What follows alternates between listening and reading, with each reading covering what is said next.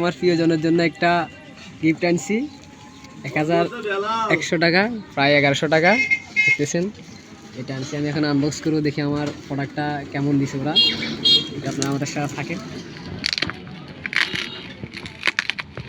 বাবারে ভালোবাসা।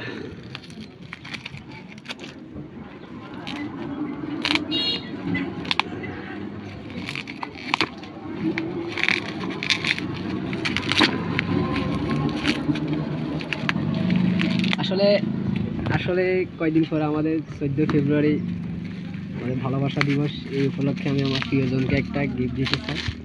এই জন্য আমি একটা গিফট নিয়েছি আমার প্রিয়জনের জন্য। দেখেন আপনারা কেমন হয়েছে আমার একটু জানাবেন। আসলে ভালোবাসা তো যত হোক, ভালোবাসা প্রকাশ করতে ভালো লাগে।